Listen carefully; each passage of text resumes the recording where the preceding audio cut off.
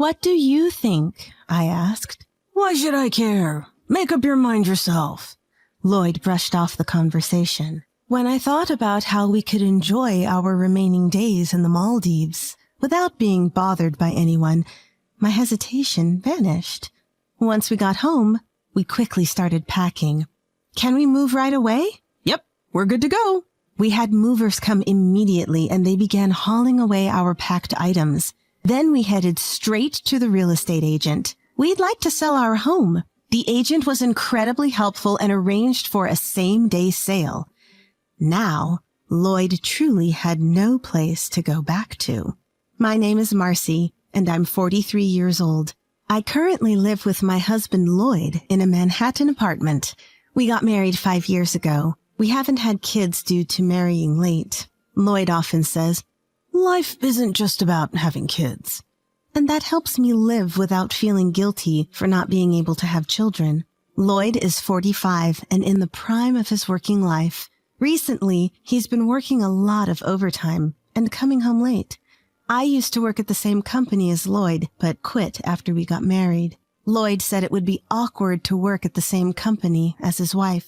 Since then, I've been a full-time housewife. One day my sister-in-law from the neighboring town called. It had been a while, so when she called to say she was concerned about our mother's condition and couldn't check on her, I agreed to go. Sister-in-law is a dependable person. I've been grateful to her many times since marrying Lloyd. Sister-in-law has 2 kids who are in 9th and 12th grade, and they're both doing well. I hold sister-in-law in high regard, so it's no surprise her kids are turning out great. Of course, I went to check on my mother-in-law the next day. It's easy to see why sister-in-law is such a great person when you meet mother-in-law. I adore mother-in-law. She's straightforward, has strong opinions, and is mindful of others. I feel truly grateful to have met such wonderful in-laws like mother-in-law and sister-in-law. When I arrived and entered their house, I was shocked. The place was a mess, full of clutter and trash. It looked like a hoarder's house. Something was clearly wrong, as mother-in-law is normally very neat. Mother-in-law was just sitting there, doing nothing, looking spaced out. I called out, "Mother-in-law?" She slowly turned her head and said, "Who are you again?" As she stood up. She looked at Lloyd and said, "Oh, Lloyd, welcome." We were stunned. Concerned by the sudden change in mother-in-law, we quickly made a doctor's appointment for the next day.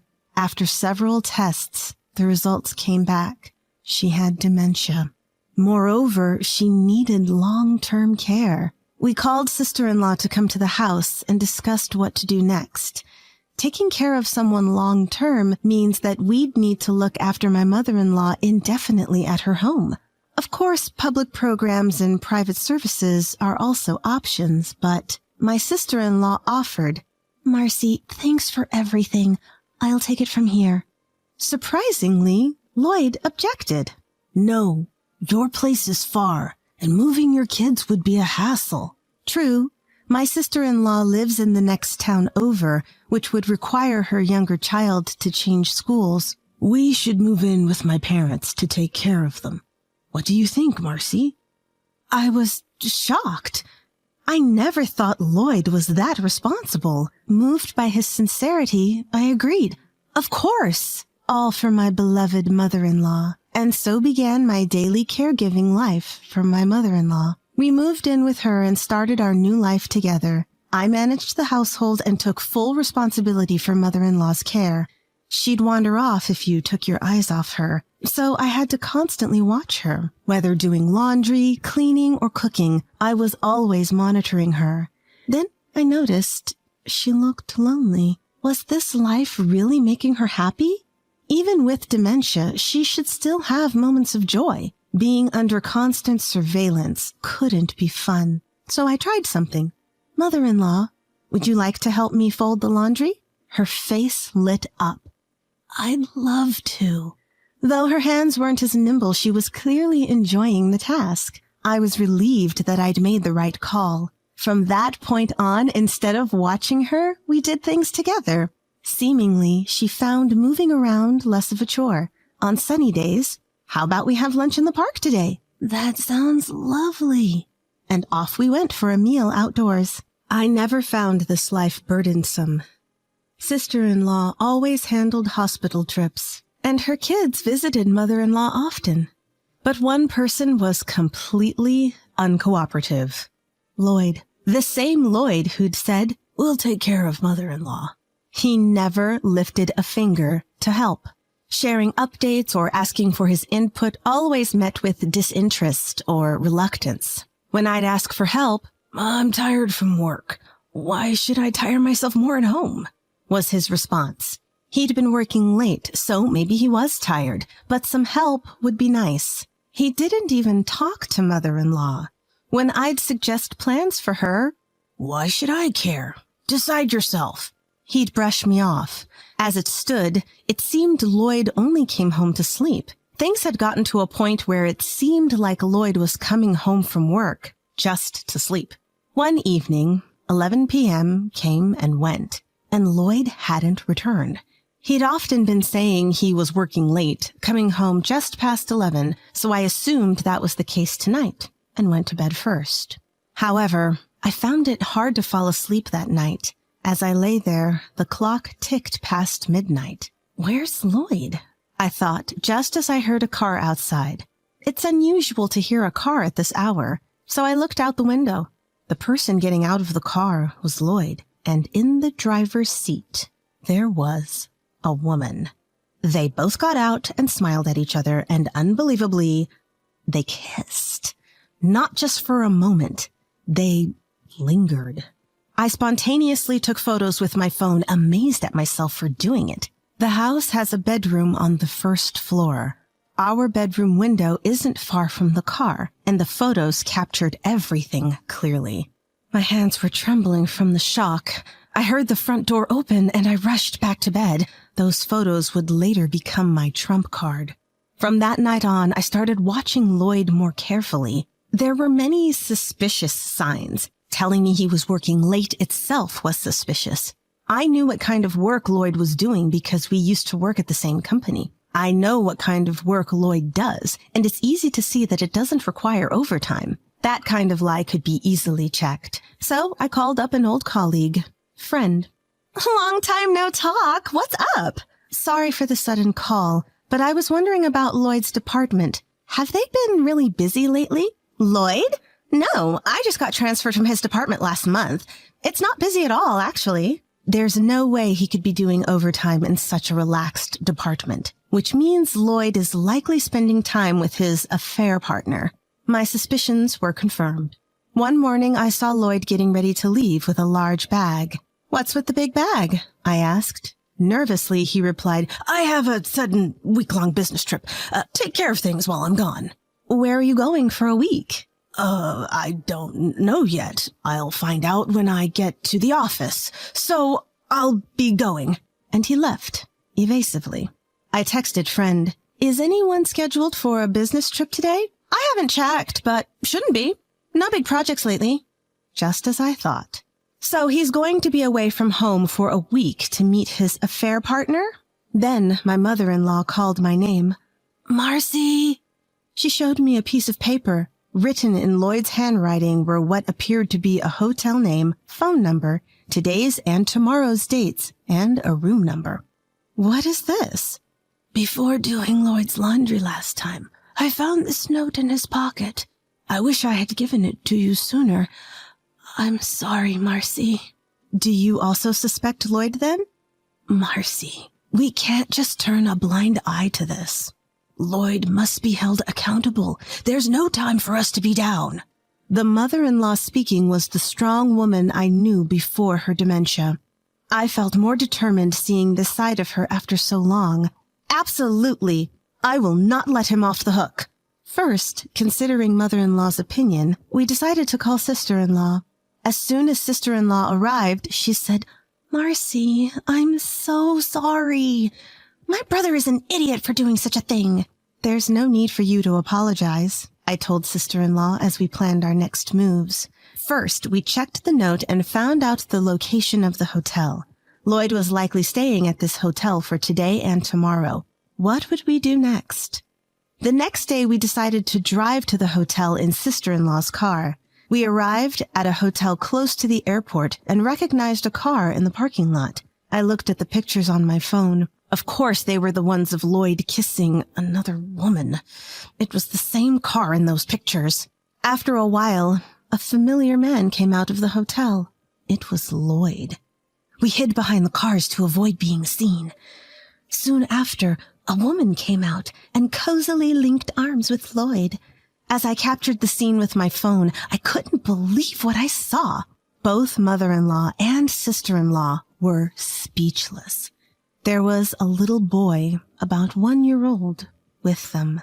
The child happily held Lloyd's hand. The three walked happily, and they all walked off looking like a happy family.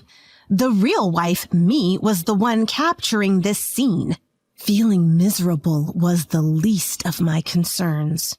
The three of them headed to the airport, leaving their car at the hotel. Once they arrived at the airport, they laughed and killed time before disappearing into a flight gate. The destination was the Maldives.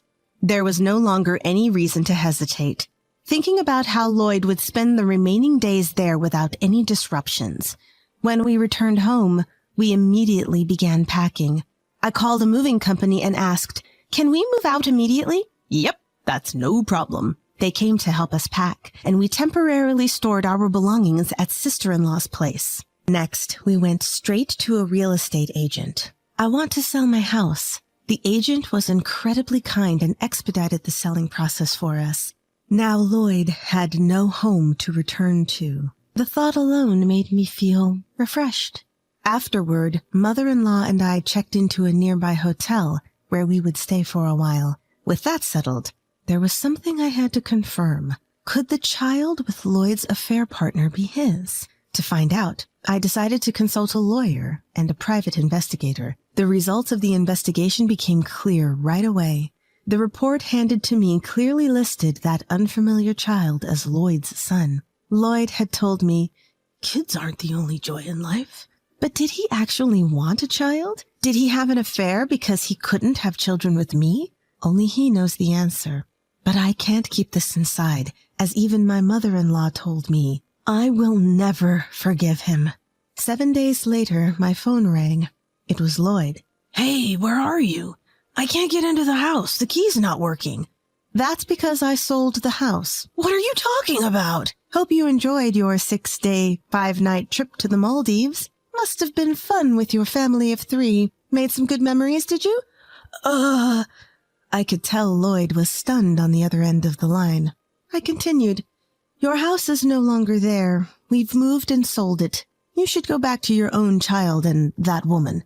"Wait, you misunderstand. That's not my kid. I was fed up with Lloyd's excuses and unleashed all my anger. "Don't you dare play games with me. You think your excuses are going to work now? I never want to see you again." For the first time, my usually talkative husband was silent. On speakerphone, my mother-in-law chimed in. "Lloyd, just so you know, there's no escaping this. We have all the evidence, and our lawyer is listening to this call. You'll be getting a compensation claim from Marcy, so pay it without arguing. Also, from now on, I'm cutting off any mother-son relationship with you. Don't think you can fall back on me, and you can forget about any inheritance." "What?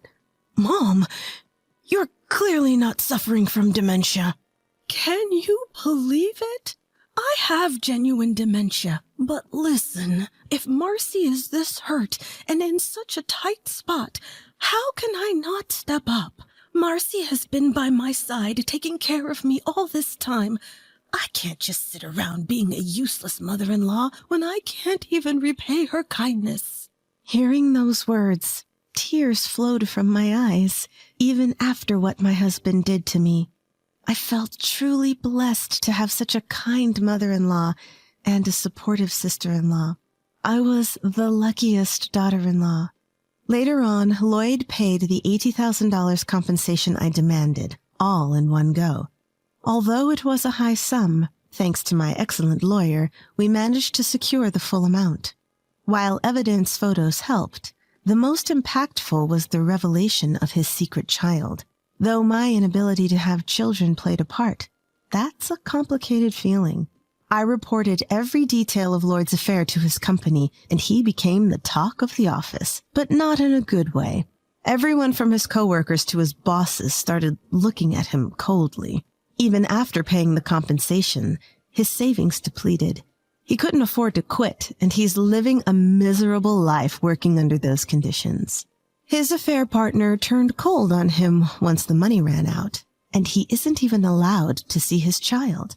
Yet he still has to pay child support, leaving him in a dire financial and emotional state. My sister-in-law's eldest got into college and moved out, so my mother-in-law moved in with her. I bought a piece of land and built a small house there, starting a new chapter in my life. I'm using my qualifications and working from home. I'm never lonely because my mother-in-law and sister-in-law frequently visit. My mother-in-law's dementia seemed to miraculously disappear. Doctors say it's not a full recovery, but she believes it's all thanks to Marcy. I plan to find more joy in my life and live each day happier than ever before.